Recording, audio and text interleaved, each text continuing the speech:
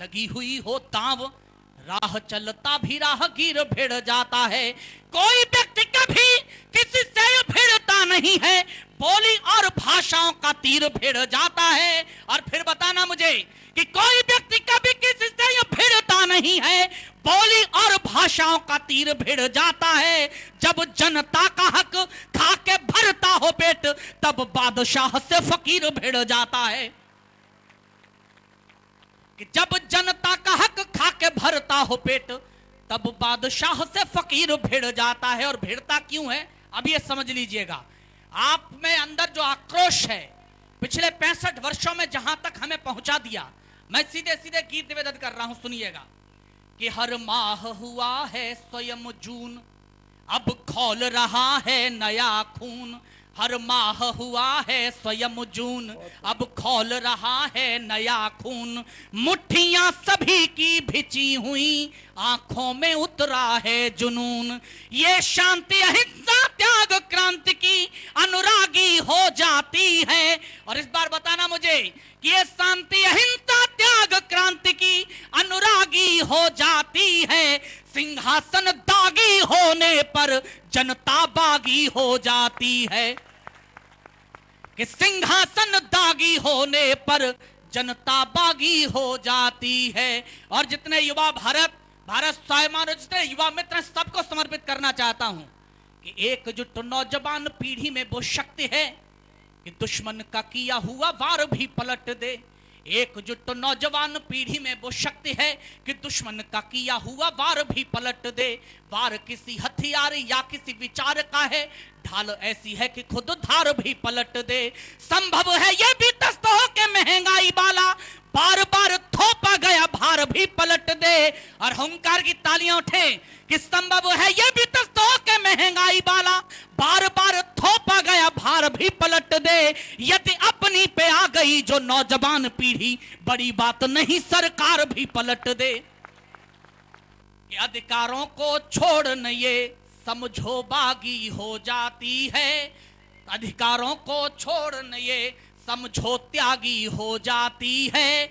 सिंहासन दागी होने पर जनता बागी हो जाती है।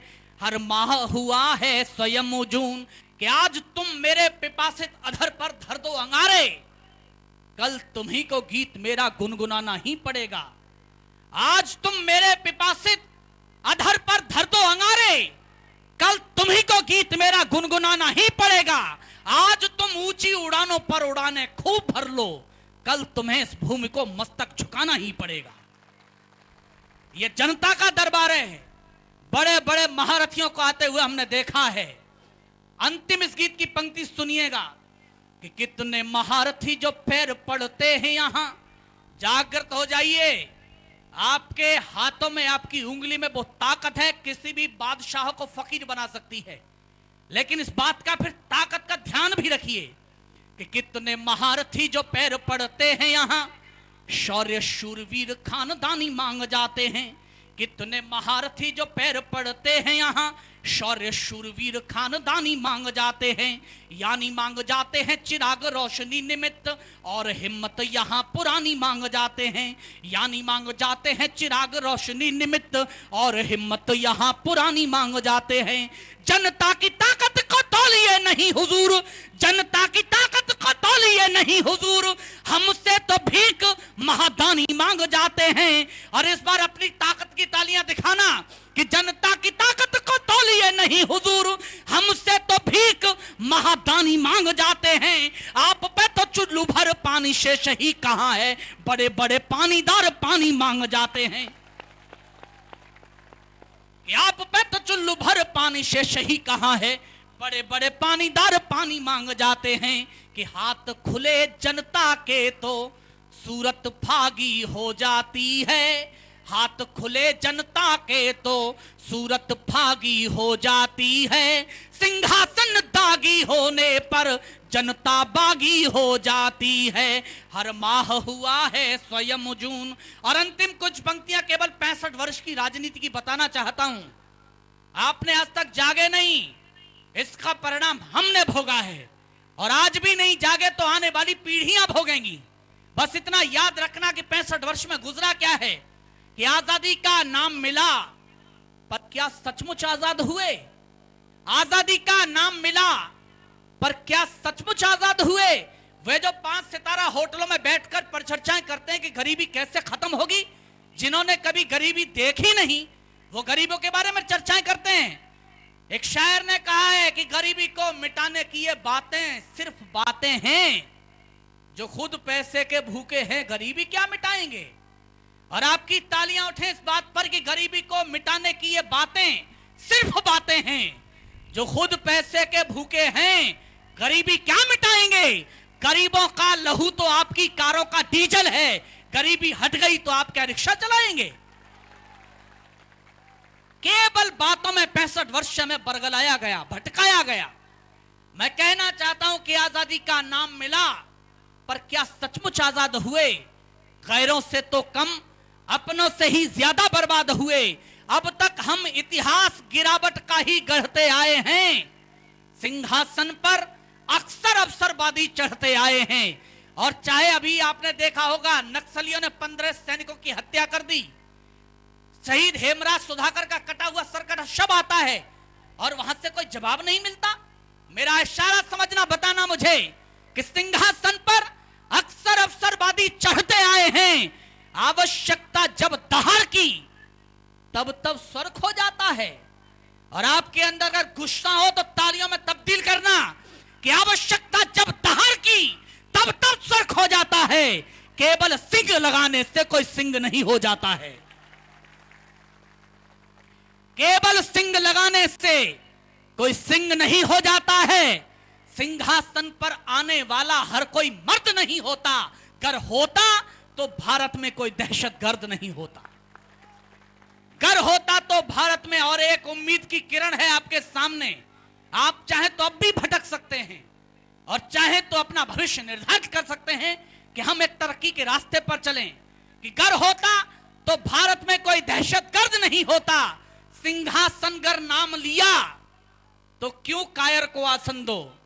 जिसकी जुबान नहीं खुलती, दिल्ली में दामनी प्रकरण हो जाता है, बोलना नहीं चाहता कोई, सिंहासन गर नाम दिया तो क्यों कायर को आसन दो। और इस बार हुंकार की अंतिम तालियां बताना मुझे, सिंहासन गर नाम दिया तो क्यों कायर को आसन दो। मेरी मानो तो अब केवल सिंह को सिंहासन दो। बहुत बहुत आप भाई मनवीर मधुर, नाम तो मधुर है लेकिन शोले उगलता है। एक बार जोरदार अभिनंदन इस युवा कवि का, इसके ओजस्वी काव्य पाठ के लिए। भाई बहनों, थोड़ी सी देर में आपसे बहुत गहरी बातें करनी है। मैं कुछ प्रश्न आपसे पूछूंगा, पहले उनका उत्तर जानना चाहूंगा, फिर कुछ अगली बात करूंगा। मैं आपसे पूछता हूं, हमारा जीवन अच्छा होना चाहिए कि बुरा होना चाहिए?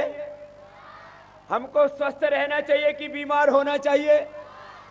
हमको नशा करना चाहिए कि निर्व्यसनी जीवन होना चाहिए? निर्व्यसनी सब कह रहे हैं, इसका मतलब कोई गुटखा तो नहीं खाता ना, कोई दारू तो नहीं पीता ना? क्या बात है, क्यों मैया आप पीती हो क्या पौआ? देसी ठर्रा विदेशी कोई पीती हो? क्यों नहीं पीती मैया? लोग तो कहते इसके बिना मजा ही नहीं आता। क्यों नहीं पीते? बोले बाबा हमारे यहां कोई पीता ही नहीं। माता सीता, लक्ष्मी, दुर्गा, सरस्वती, पार्वती कोई मैया पीती थी? नहीं पीती। तो सीता जी का, लक्ष्मी, दुर्गा, सरस्वती का कुणबा तो ठीक है, राम जी पीते थे भैया? तुम बताओ, गुटखा खाते थे, बीड़ी पीते थे, सिगरेट पीते थे। तुम राम की औलाद हो या रावण की? बोलो, अरे जोर से बोलो। तो राम की कसम खाओ, आज के बाद कोई गुटखा नहीं खाएगा। यदि राम के हो तो भाई, फिर रावण के हो तो फिर तो कहना ही नहीं। और रावण भी नहीं खाता था गुटखा, वो भी वेद का पंडित था, बस खाली उसको अहंकार हो गया था जैसे कुछ लोगों को हो गया है। बाकी रावण भी गुटखा नहीं खाता था, मावा नहीं खाता था। अच्छा बताओ, हम सब अपने आप को ऋषियों की संतान मानते हैं राक्षसों की? जोर से बोलो, ऋषि पुत्र हो या राक्षस? ऋषि पुत्र। और बहुत से ऋषि पुत्र साँझ होते होते शीशी पुत्र हो जाते हैं। बोलो, हमको ये शीशी पुत्र होना चाहिए ना? देखो दारू पीने वाले बर्बाद हो गए, बीड़ी सिगरेट शराब दारू पीने वाले बर्बाद हो गए, दारू बेचने वाले दारू बनाने वाले अरबों खरबों पति हो गए ना भाई। तो यहां कोच में तो कोई ठेका ठाका नहीं है, खूब मौज हो रखी है। अच्छा दारू पूरी है, बिजली पूरी है, पानी पूरा है, सड़क ठीक है, बड़ा तो अच्छा कोई हॉस्पिटल है, खेती में बहुत अच्छी आमदनी होती है, और होती है यदि तो गेहूं का चने का कोई भी चाहे वो आप गन्ना बोते हो उसका पूरी कीमत मिलती है। अच्छा गन्ने की कीमत मिलती नहीं, बिजली पूरी है नहीं, सड़क पूरी है नहीं, पानी पूरा है नहीं, एजुकेशन पूरी है नहीं, हेल्थ का पूरा इंतजाम है नहीं, और यदि कोई आपस में मारपीट हो जाए तो बिना पैसे के एफआईआर दर्ज हो जाती है, नहीं होती, तो एफआईआर के लिए भी पैसे देने पड़े। ओहो वैसे यहां वाले पुलिस वाले तो अच्छे होंगे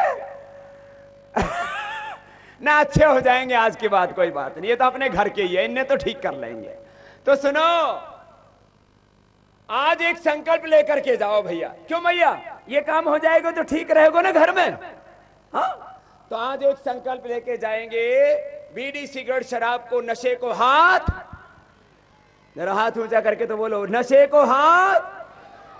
जो हाथ ऊंचा नहीं करेगा उसको पाप लगेगा। दोनों हाथ उठाओ, बोले भारत माता की, सियावर रामचंद्र की, बजरंग बली की, बोले हर हर महादेव। तो भैया ये काम कर लिया तो आधी गरीबी तो इससे ही खत्म हो जाएगी। मैंने एक दिन हिसाब लगाया, और पिछली बार जब मैं पोखरा आया था तो वहां तो एक भाई ने पूरा चक्रवर्ती ब्याज लगा के कि 50 से 100 रुपए का भी कोई बीड़ी सिगरेट शराब नशा का इस्तेमाल करता है तो 50 वर्षों में कम से कम 1 करोड़ रुपए खर्च कर देता है। कितना? जोर से तो बोलो। तो बीड़ी छोड़ो, सिगरेट छोड़ो, दारू छोड़ो, करोड़पति बन जाओ। इससे बढ़िया सस्ता फार्मूला क्या होगा? तो बोलो आज ये काम तो करेंगे ना साहब? अच्छा कितना खराब, देखो आप तो बहुत अच्छे हो लेकिन बीड़ी तो अच्छी नहीं है, इससे तो कैंसर हो जाता है। सुनो ये काम किसी को नहीं करना। अच्छा अगली बात, अच्छा प्यार से रहना चाहिए कि घर में झगड़ा करना चाहिए? लेकिन क्या हम प्यार से रहते हैं? सच्ची सच्ची बताइए। कभी पति पत्नी में, बापू बेटे में, भाई भाइयों में आपस में झगड़ा नहीं होता? ये बच्चे छोटे छोटे भी झगड़ा करना शुरू कर देते हैं। सुन लो, जो बचपन में करोगे वही बाद में होगा। पहले आपस में झगड़ा कर रहे हो, फिर बड़े होकर के पड़ोसियों से, फिर और ग्राहक सबसे झगड़ा करोगे। तो सुनो, आपस में किसी का झगड़ा ना हो। मां भ्राता भ्रातरम दीक्षण मां स्वसारम उतस्वसा सम्यंचः सभ्रता भूत्वा वाचम वदतु शांतिमाम। वेद का उपदेश है माताओं बहनों के लिए भी। आप भी कभी झगड़ा तो नहीं करती ना? तुम्हारी सासू मां के साथ कभी झगड़ा नहीं हुआ? गड़बड़ है कहीं। एक बार भी झगड़ा नहीं होना चाहिए। मैं इतने बड़े परिवार को चलाता हूं जिसमें लाखों कार्यकर्ता, करोड़ों समर्थक, और ये सारा जहान, ये सारा विश्व, वसुधैव कुटुंबकम मेरा परिवार, लेकिन मैं तो झगड़ा नहीं करता। हाँ बेईमानों का वो अलग बात है, जो लुटेरे हैं, जो माफिया लोग हैं, उनको हम कहते हैं उनका राज ना हो, वो तो अलग बात है। वो तो आपसे भी मैं पूछता हूं, हम पर माफियाओं का, गुंडों का राज होना चाहिए? जोर से तो बोलो। आज हमारे ऊपर गुंडे और माफियाओं का राज है या नहीं देश पर? वो खत्म करोगे कि नहीं? वो तो करना, लेकिन अपने घर में झगड़ा मत करियो। घर में प्यार मोहब्बत से रहना। देखो आदमी की जिंदगी में जरूरत कितनी, जरा सुनना गौर से, और मैं उसी जरूरत को जीता हूं। 2 कपड़े शरीर ढकने के लिए, 2 कपड़े तन को ढकने के लिए, 2 वक्त की रोटी शरीर को चलाने के लिए, बस। वो भी मैंने तो 17.5 साल हो गए खाली इतनी सी सब्जी खाता हूं, इतना सा दूध या दही आदि ले लेता हूं, और 17.5 साल से एकदम टनाटन है तबीयत। ब्लड प्रेशर, बीपी, शुगर, मोटापा, मतलब ही नहीं। नींद फर्स्ट क्लास आती है, ना गैस बनती है, ना एसिडिटी है, नहीं तो बहुतों के तो ऊपर से भी गैस और नीचे से भी ऐसे फायरिंग करते हैं जैसे गृह युद्ध हो रहा। बापू बेटा पति पत्नी दोनों कंपटीशन में छोड़ते हैं। एकदम फर्स्ट क्लास तबियत। मेरा हीमोग्लोबिन है 17.5। कितना है बोलो? 17.5 हीमोग्लोबिन है। ना vitamin A B C D vitamin B12 कोई कमी नहीं। T3 T4 TSH एसिओटी acidity bilirubin creatine cholesterol triglyceride thyroid और सब कुछ एकदम फिट परफेक्ट। 6 घंटा नींद पर्याप्त। मैं तो 4-5 घंटे ही सोता हूं। 16 से 18 घंटे काम करता हूं। 1 घंटा योगाभ्यास जरूर करता हूं। वैसे ज्यादा होता है, खुद के लिए बताया, बाकी दूसरों को कराता हूं अलग है। मैं आपसे भी सबसे कह रहा हूं, ये याद रख के जाना। आज ये छोटी छोटी बातें बात कुछ बताना है ना आपसे। 1 से 2 घंटा योगाभ्यास करो। कितनी देर करना? 1 से 2 घंटा योगाभ्यास करना। सुबह सुबह योग करेंगे, सब बोलेंगे सुबह सुबह करेंगे, और दिन में करेंगे कर्मयोग। दिन में क्या करना है? कर्मयोग, मेहनत। पूरी जिंदगी का सार है, मर्म है, निचोड़ है, मेहनत करो, पुरुषार्थ करो। इसी को हमारे धर्म अध्यात्म संस्कृति का मूल तत्व का पुरुषार्थ चतुष्टय, फिर उसी चतुराश्रम धर्म, ये सब धर्म अर्थ काम मोक्ष, ये सब है। सुनो, सुबह सुबह क्या करना है सबको? सुबह सुबह योग करो। सुबह उठ करके ये प्राणायाम तो सभी कर सकते हैं ना।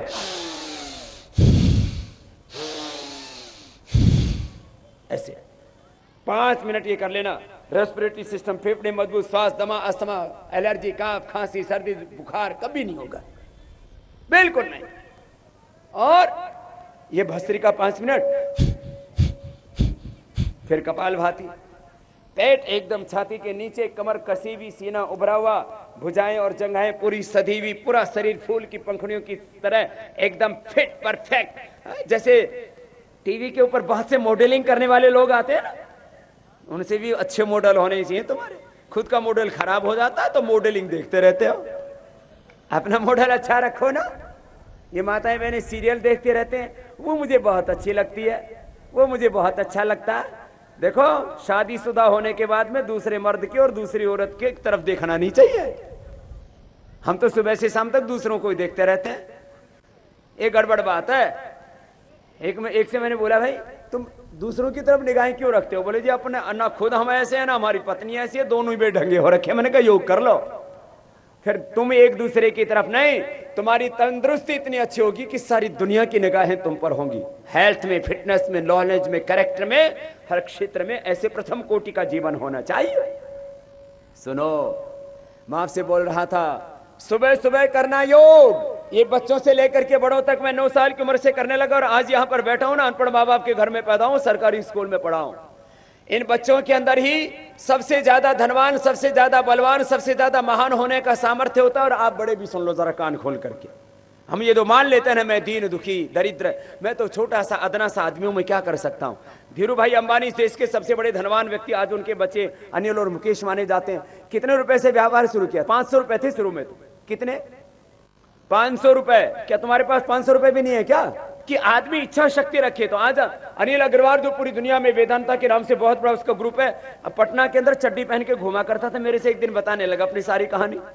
भाई दुनिया का कोई भी आदमी है, वो शून्य से आदमी शिखर पर पहुंचता है। आज जो देश का प्रधानमंत्री बनने का सपना और संकल्प लेकर के पूरे देश के लोगों के अंदर जज्बा जगा रहा है, और शायद इस देश के लोगों ने प्रधानमंत्री का इलेक्शन से पहले ही सिलेक्शन कर लिया है। ये शायद हिंदुस्तान के आजादी के इतिहास में पहली बार हुआ। वो चाय बेचने वाले के घर में एक आदमी पैदा हुआ और वो आगे बढ़ा। अरे आदमी को हौसला रखना चाहिए। तुम जो चाहो तो दुनिया में वो बन सकते हो। तुम्हारा संकल्प, तुम्हारी जिद, आम भाषा में बोल रहा हूं, तुम्हारी जिद, तुम्हारा संकल्प, तुम्हारा हौसला बुलंद होना चाहिए। फिर मेहनत तो करनी पड़ेगी। बिना मेहनत के जिंदगी में कुछ भी नहीं मिलता। तो याद रखना, सुबह सुबह करना योग। क्या करना है बोलो? सुबह सुबह। और दिन में करना है कर्मयोग। दिन में क्या करना है? कर्मयोग मतलब मेहनत, पुरुषार्थ, काम, सही रास्ते में, सही दिशा में। सुनो, और चुनाव के समय राजयोग। चुनाव के समय क्या करना? अच्छा बताओ, अच्छे लोगों का साथ देना चाहिए कि बुरे लोगों का? जिन्होंने 1000 लाख करोड़ रुपए देश का लूटा है, वो अच्छे लोग हैं कि बुरे लोग? कितना लूटा है? 1000 लाख करोड़। बच्चों को भी और बड़ों को भी। आज मैं भाषण देने नहीं आया हूं, ट्रेनिंग देने आया हूं। सबको ये जो बात सुन रहे हो ना, सबको सुनाना, नहीं तो तुमको पाप लगेगा। जो बता रहा हूं वो कि सबको बताना है कि नहीं, बोलो, बताओगी कि नहीं? बताएंगे ना बच्चों? सब बच्चों को बता देना, अपने घर में भी चारों तरफ गली मोहल्ले में शोर मचा देना, ठीक है?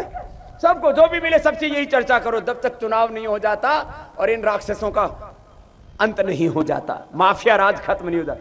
1000 लाख करोड़ रुपए लूटने वालों को वोट करोगे? 1000 लाख करोड़ कितना होता है पता है? गिनती भी नहीं आती तुमको? कितना बोला है, जरा बोलियो भैया। ये बच्चे बहुत होशियार है, एक बार इनके लिए ताली बजा दीजिए। सबसे आगे बैठे और सबसे ध्यान से सुन रहे हैं, तुम तो उत्तर भी नहीं देते। पैसा तो तुम्हें ही मिलना है, कोई बाबा लेके जाएगा। स्वस्थ सुनो, 1000 लाख, ये इतना पैसा है अमेरिका से करीब 1.5 गुना। अमेरिका की जीडीपी से कितना है? और चीन की जीडीपी से 2 गुना। तो ये पैसा आएगा तो भारत चीन और अमेरिका से आगे निकल जाएगा। बोलो, भारत को चीन और अमेरिका से आगे होना चाहिए कि नहीं? और हमारे रुपए की कीमत डॉलर और पाउंड से ज्यादा होनी चाहिए कि नहीं? लेकिन आज $1 लेने के लिए कितना रुपए देना पड़ता है? तुम बता दो, ये तो बच्चे हैं अभी। 60 नहीं, अभी 62, 65 और पीछे दिनों 67 भी देना पड़ा था। 60 से 67 साल पीछे ले आए। जब देश आजाद हुआ था रुपए डॉलर बराबर था। आज $1 खरीदने के लिए कितने रुपए देने पड़ते हैं? 65 से 67। ये हो गया हालात। और 1 पाउंड खरीदने के लिए, जैसे अपने देश में पैसे को क्या बोलते हैं? रुपया। ऐसे अमेरिका में क्या बोलते हैं? डॉलर। और ब्रिटेन में, इंग्लैंड में क्या बोलते हैं? पाउंड। 1 पाउंड खरीदने के लिए देने पड़ते हैं 102 रुपए। देश की करेंसी की हालत खराब की, उनको वोट देना चाहिए? ये बच्चों को भी समझ में आ रही है? ये सबको समझा रहा हूं मैं, पूरे देश में घूम घूम के यही काम कर रहा हूं। इनके पापों की पोल खोल रहा हूं, इनको एक्सपोज कर रहा हूं, इन बेईमानों के लिए कुआं खोद रहा हूं। मैं बचपन में ना, जब 15 साल की उम्र का था, तब 150-200 फीट नीचे गहरा कुआं खोदा था। और अब तो एक ऐसा कुआं खोदा है जिसमें इन सारे बेईमानों को दफनाना है और सबके जीवन में खुशहाली को लाना है। बहुत बुरा हाल कर दिया देश का। तो सुनो, इतना ही नहीं किया, 1 करोड़ गायों की कत्ल करवाते हैं हर साल। कितने की? तो 1 करोड़ गौमाता की को मरवाने वालों को वोट करना चाहिए। और सुनो, 1 करोड़ लोगों की मौत होती है हंगर एंड मेल न्यूट्रिशन के कारण से। मेरा नहीं, वर्ल्ड हंगर रिपोर्ट का कहना है। कितने? 1 करोड़। उसमें 70 लाख तो भूख कुपोषण से मरते हैं। Lack of treatment and poverty, गरीबी और इलाज आदि न मिलने के कारण से बेबसी लाचारी में वो मर जाते हैं, करीब 30-40 लाख। 1 करोड़ लोगों की, बच्चों की, मां बहन बेटियों की, बेगुनाह शरीफ लोगों की मौत करने वाले लोगों को वोट दोगे? इसके लिए मैं इनको बोलता हूं, ये मौत के सौदागर हैं। ये तो गद्दाफी से भी ज्यादा बेईमान है। तो इन गद्दाफी से भी ज्यादा बेईमान लुटेरे माफिया लोगों को वोट करना है? ये इतना लूटा है इस देश को। ये तो इनकी बात हुई और कहते हैं हमको वोट दो। अब इनको क्या देना चाहिए वो आप समझ लेना। ठीक है? इसलिए इस बार एक तरफा वोटिंग करना। अब वो किसको करना है पता है ना? अच्छा, मैंने कहा 1000 लाख करोड़ का काला धन दे दो, तो मेरे ऊपर 1000 झूठे केस ठोक दिए। ये तो देश की बात हो गई। बहुत से प्रश्न हैं देश में। अच्छा बताओ, तुम हिंदी भाषा पढ़ करके डॉक्टर बन सकते हो, इंजीनियर बन सकते हो? आज हिंदुस्तान में ये व्यवस्था नहीं है। अच्छा, चीन वाले डॉक्टर इंजीनियर नहीं है क्या? वो क्या पढ़ते हैं? चाइनीज। जापान वाले क्या पढ़ते हैं? आपने जापान में पीछे तबाही भी आई और अलग अलग प्रसंग आते हैं। जापान के किसी आदमी को या प्रधानमंत्री को कभी भी अंग्रेजी बोलते सुना? क्या बोलते हैं वो? जापानीज बोलते हैं। और फ्रांस के लोग क्या बोलते हैं? फ्रेंच। और रसिया के लोग क्या बोलते हैं? रसियन। जर्मनी के लोग क्या बोलते हैं? जर्मन। तो जब वो लोग अपनी भाषा में पढ़ते हैं तो क्या हमको अपनी भाषा में पढ़ने का अधिकार नहीं होना चाहिए? भाषा के नाम पर इतना नाइंसाफी, इतना अन्याय है कि गरीब का बेटा डॉक्टर, इंजीनियर, साइंटिस्ट नहीं बन सकता तो गांव में पैदा हुआ। ऐसी व्यवस्था बनानी है कि हिंदी भाषा में पढ़ करके डॉक्टर, इंजीनियर, साइंटिस्ट बन सके। और ये अंग्रेजी जो सिर पर चढ़ी हुई है, इसको पैरों के नीचे लेके आना है। ऐसी भी व्यवस्था बनानी पड़ेगी, अपने देश की भाषा को गौरव दिलाना। चलो, ये तो हुए देश के मुद्दे, बहुत सा काम करना है, इसके तरीके हैं, मैं आज उनकी विस्तार से चर्चा नहीं करूंगा। अब आपकी चर्चा करता हूं। सुबह उठ करके देखो, फिर ये कपालभाति क्या करो, देखो ऐसे,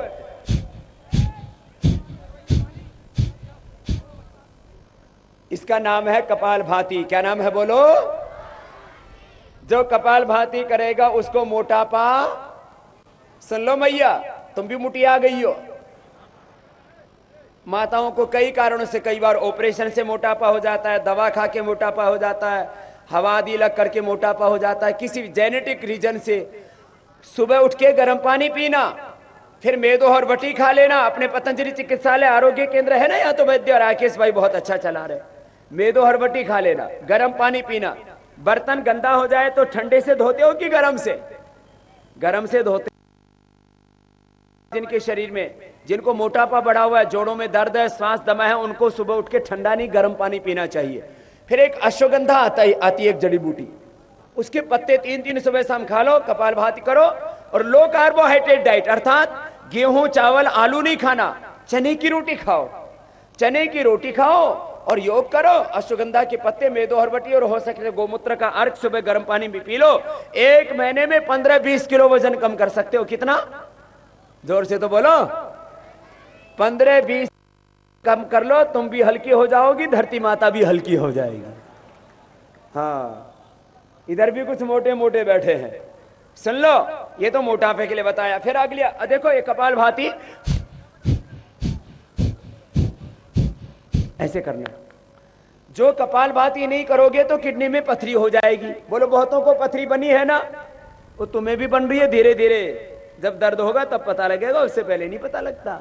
गाल ब्लैडर में स्टोन हो जाएगा किसी का, फिर liver, hepatitis A, hepatitis B, hepatitis C, फिर फैटी लीवर हो जाता है, एसजीओटी एसजीपीटी बढ़ जाता है, बिलिरुबिन बढ़ जाता है। जो कपालभाति करेंगे उनका लीवर फैटी, ऊपर से फैट अलग है, लीवर फैटी बहुत लोगों का हो रहा है, करीब 50% लोगों का लीवर खराब है, आंतें खराब रहती हैं। जो कपालभाति करेगा उसकी आंतें कमजोर, उसको शुगर की बीमारी। यहां एक पेनक्रियाज है, ये पेनक्रियाज गड़बड़ होती क्या बीमारी हो जाती है? शुगर।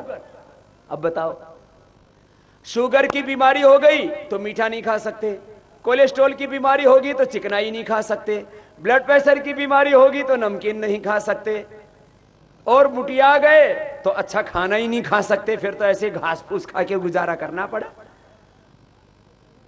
बताओ, बीमार आदमी को कोई संसार का सुख मिलेगा? न नमकीन खाना, न घी खाना, न मीठा खाना, न ताकतवर भोजन खाना। तो फिर तो भैया यही दाल का पानी पीना, तो फिर ये धन क्यों कमाया तुमने?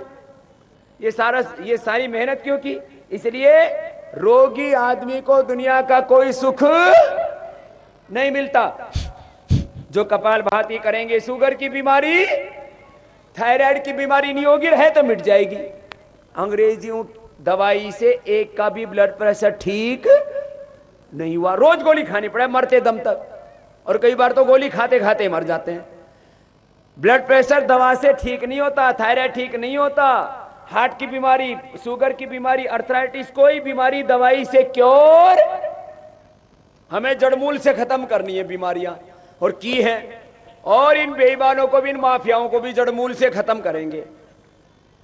2014 के बाद में देखना, इस देश के बहुत से लोग हिंदुस्तान में नहीं रह पाएंगे, ऐसे हालात बना देंगे देश की। सुनो, ये कपालभाति करना तो कोई बीमारी नहीं होगी, तंदुरुस्ती बढ़िया और मन भी खुश रहेगा। दो तो चीजें अच्छी होनी चाहिए, तंदुरुस्ती बढ़िया होनी चाहिए। मैं कह रहा था ना, जिंदगी जीने के लिए 2 कपड़े, 2 वक्त की रोटी, 2 गज जमीन, बाकी तो जो कुछ मिलता है वो अतिरिक्त होता है।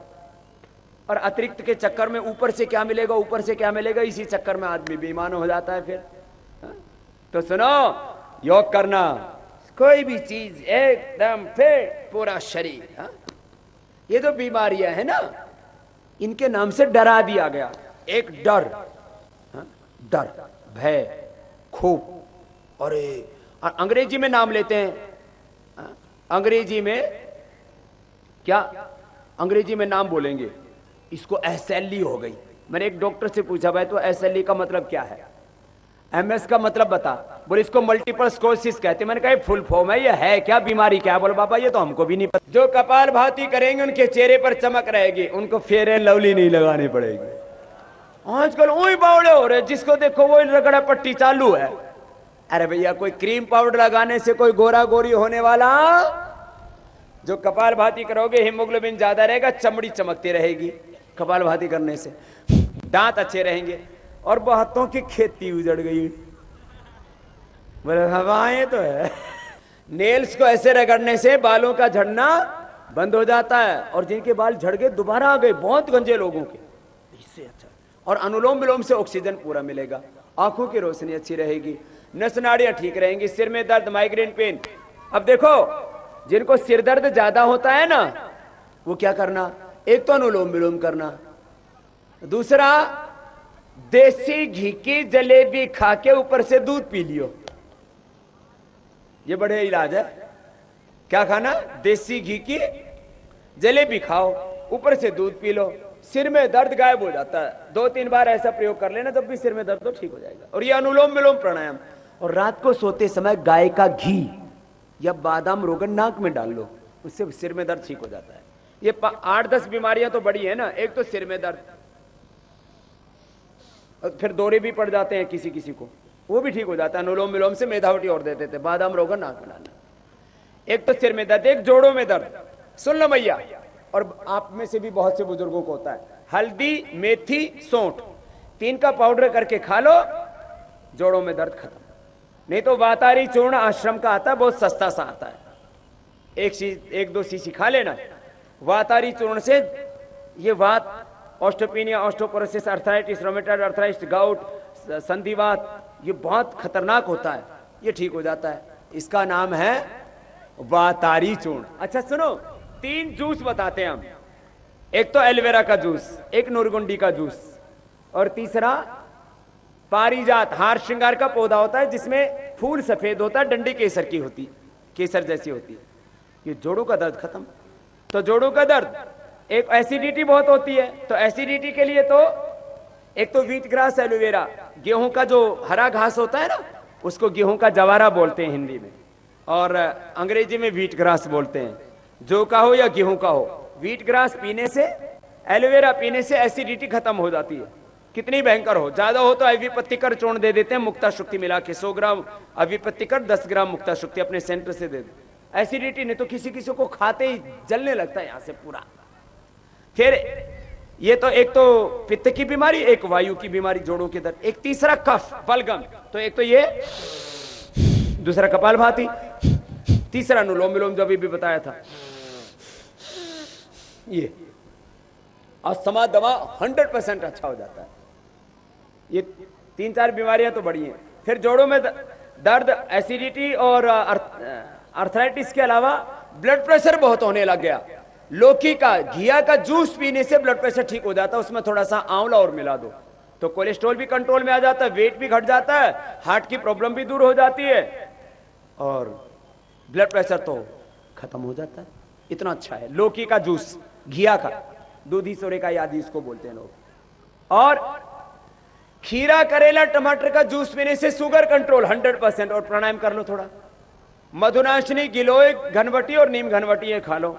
नहीं तो शुगर और शुगर के कॉम्प्लिकेशन, आंखें चली जाती है, किडनी फेल हो जाती है, हार्ट फेल हो जाता है, गैंग्रीन हो जाता है, पूरा शरीर बेकार हो जाता है, काटना पड़ता है, यह हालत हो जाती है। तो ये कुछ ऐसे ही छोटे छोटे इलाज हैं। अभी ये आस्था टीवी आप लोग देखते हो ना, सुबह 5 से 8, शाम को 8 से 9, 9:30 बजे तक उसमें आप लोगों को अलग अलग बीमारियों का इलाज बताते हैं। तो अब ये गर्मी लगे तो इसका इलाज क्या है? इसका इलाज है शीशम के पत्ते घोट के पी लो। किसके पत्ते बोलो? शीशम के पत्ते। ये शीशम खड़ी है ना पीछे, शीशम ही है ना? हाँ, शीशम के पत्ते घोट के पी लो। कितनी गर्मी लगती हो, किसी किसी की तो हालत ये हो जाती है कि नक्सीर आने लगती है नाक से, हाथों पैर में पसीना, गीले हो जाते, भीने भीने हो जाते। तो शीशम के 8-10 पत्ते पीस करके और फिर उसको पी लो, नक्सीराना बंद, हाथों पैरों के पसीने बंद। ये छोटे छोटे इलाज है।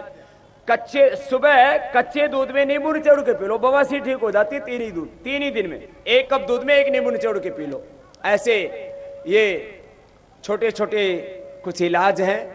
आज आपको प्रत्यक्ष रूप से कुछ थोड़ा सा बताया है।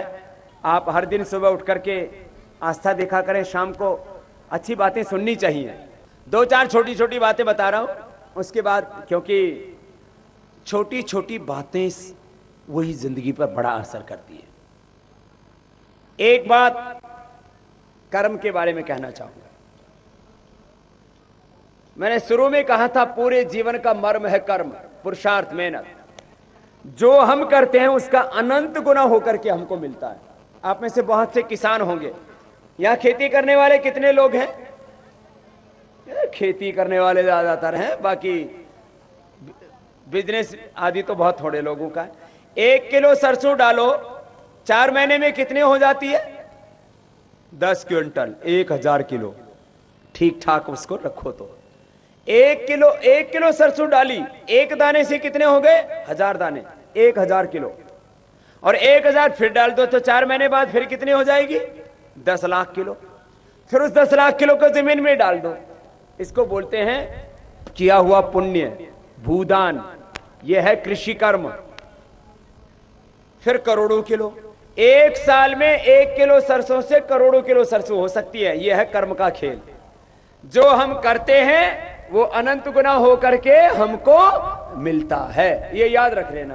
तो जो भी आप काम करो, चाहे किसी को गाली दो, किसी का सम्मान करो, अपमान करो, या कोई भी काम करो, अच्छाई करो या बुराई करो। जो भी कोई मुर्गा मुर्गी खाता हो तो सोच लियो, जो मुर्गा खाएगा हजारों बार कटेगा। जो हम करते हैं उसका कितना मिलता है? बोलो, कितना मिलता है? अनंत गुना। कितना गुना?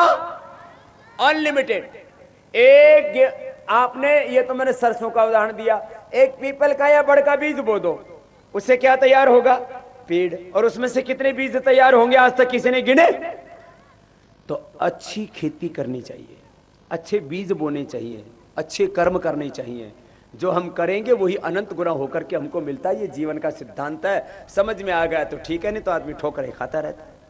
तो भगवान करें आप सत्कर्म करें, योग के मार्ग पर चलें, धर्म के मार्ग पर चलें, भगवान के रास्ते पर चलें, जिंदगी में सच्चाई के रास्ते पर चलें, मेहनत, सही दिशा में मेहनत करें तो जिंदगी में सुख, समृद्धि, शांति मिलेगी, बरकत होगी। आपस में प्रेम करें, एक दूसरे की इज्जत करें तो आपको भी इज्जत मिलेगी। ये जिंदगी का असूल है, इसको कोई टाल नहीं सकता। इन छोटी छोटी बातों से ही जिंदगी बनती है और कामयाबी जिंदगी में मिलती है। और कुछ संकल्प करेंगे। मैं संकल्प करता हूं अपने जीवन में योग निष्ठा। बच्चों की आवाज तो आ रही है, बड़ों के क्या गूंगे हैं क्या यहाँ कोच में लोग? तो बोलो, योग निष्ठा। अब पता लगा कि मैं कोच में हूं। राष्ट्र निष्ठा, स्वदेशी निष्ठा, स्वधर्म निष्ठा, ब्रह्म निष्ठा, संबंध निष्ठा अपने जीवन में अखंड रखूंगा। और माताओं बहनों के लिए अखंड रखूंगी। अब सुन लो जरा, क्या है? जीवन में एक दिन भी योग मत छोड़ना। थोड़ा शुरू कर दो, चाहे हाथ पैर यहां से हिलाने ऐसे ऐसे ही शुरू करो। मैं रोज बताता हूं ना टीवी पे, फिर ये है ना सूक्ष्म व्यायाम, थोड़ा आसन, हाथ पैर हिलाओ, फिर ये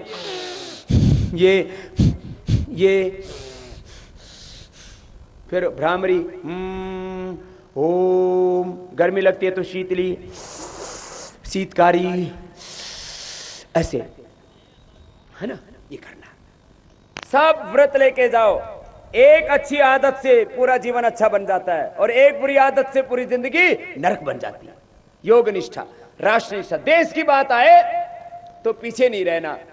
देश से बड़ा कुछ भी नहीं होता। देश नहीं रहेगा तो न हिंदू बचेगा, न मुसलमान, न सिख, न ईसाई, न बच्चे, न बुजुर्ग, न मां बहन बेटियां। राष्ट्र निष्ठा। तीसरी बात स्वदेशी निष्ठा। अच्छा, हमारे बाल देसी हैं कि विदेशी? तो इनमें शैम्पू देसी लगना चाहिए कि विदेशी? आपके घरों में लक्स, लाइफबॉय का, डो का, पेंटिन का, सनसिल्क का शैम्पू तो नहीं है? बाबा ये तो ये पेंटिन, ये सनसिल्क, ये क्लिनिक प्लस, ये डो, ये हेड एंड शोल्डर, ये तो आ गए। नहीं, शैम्पू विदेशी नहीं यूज करना। हाँ, दांत देसी है कि विदेशी? तो कोलगेट, पेप्सोडेंट, क्लोजअप ये देसी है कि विदेशी?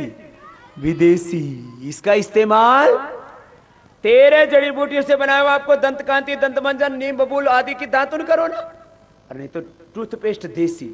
लक्स, लाइफबॉय, पियर्स ये भी हो गया विदेशी। डो, पियर्स, लक्स, लाइफबॉय ना। आपको पतंजलि के इतने बढ़िया, लोग कहते थे अच्छी चीजें मिलती नहीं, हमने विदेशी कंपनियों से 1000 लाख गुना अच्छे और सस्ते उत्पाद दिए। अच्छी चीजों का इस्तेमाल करो। एक अगली बात मैं पूछ रहा हूं सबसे, देश का पैसा देश में रहना चाहिए कि विदेश में जाना चाहिए? बोलो। तो जब विदेशी वस्तु यूज करते हो तो पैसा कहां चला जाता है? इसलिए तो अपना देश दरिद्र हो गया। रुपए डॉलर कमजोर, रुपए डॉलर पौंड के मुकाबले कमजोर पड़ गया। तो आज से संकल्प लिया आपने, क्या इस्तेमाल करेंगे? बोलो। स्वदेशी का। किसका इस्तेमाल करेंगे? ये छोटी छोटी बातें, इसी से देश ताकतवर बनता है। स्वधर्म निष्ठा, संबंध निष्ठा। जब संबंधों और संपत्ति की बात आए तो संपत्ति को छोड़ देना, संबंधों को चुनना। ये बात बताई।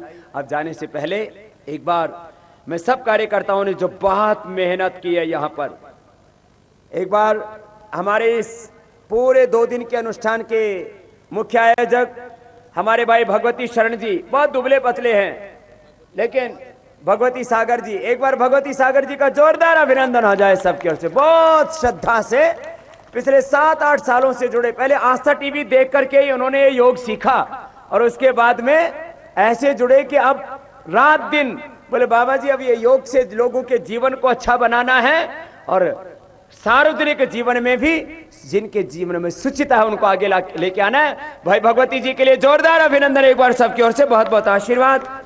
और हमारे बेटा राकेश, वैद्य राकेश बहुत अच्छी सेवा देता है। इस बेटे का एक बार राकेश रंजन निरंजन का जोरदार तालियों से अभिनंदन। आदर्श रूप में स्वदेशी, ये बहुत बड़ा दर्शन है।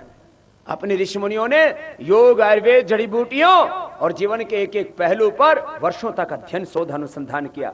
और हमारे यहाँ के सभी कार्यकर्ता, भाई अरविंद कुमार, पीएन सिंह, एक बार जोरदार अभिनंदन हो जाए सबका। भाई दिनेश कुमार पटेल, शंभू पटेल, आशुतोष, हरिराम, त्रिभुवन और समस्त कार्यकर्ता, विनोद दुबे, सारे यहाँ कार्यकर्ताओं ने इस छोटी सी जगह में इतना बड़ा ऐतिहासिक आयोजन किया है। एक बार सब कार्यकर्ताओं के लिए जोरदार तालियां बजा दीजिए।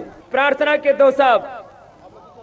मेरे दाता के दरबार में सब लोगों का खाता हो, मेरे दाता के दरबार में ओ जो कोई जैसी करनी करता वैसा ही फल पाता, मेरे दाता के दरबार में खाता, मेरे दाता के दरबार में सब लोगों का खा।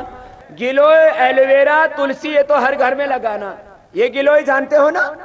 जो गिलोय खाता है उसको blood pressure, sugar, heart, cancer, TB कोई बीमारी नहीं होती, सर्दी जुकाम बुखार भी नहीं होता। यह है गिलोय। क्या है इस जड़ी बूटी का नाम? बोलो। गिलोय है। जाओ बेटा, ये गिलोय हर घर में लगाना और थोड़ी थोड़ी रोज खाना, 1 फीट की करीब डंडी, इतना अच्छा है। नहीं तो गिलोय की गोली खा लेना। और ये ग्वार पैठा तो सब जानते हो ना, इसमें फिर एक में से अनेक बच्चे पैदा हो जाते हैं बिना ही ब्याह किए। इतना जबरदस्त है ये ग्वार पाठा। जोड़ों के दर्द के लिए, कमजोरी के लिए, एसिडिटी के लिए इसी आश्रम का भी मिलता है। घर में लगाओ, खाओ रोज। तुलसी, ये गिलोय की गोली 1-1 गोली खा लो, सर्दी जुकाम बुखार कुछ नहीं होगा।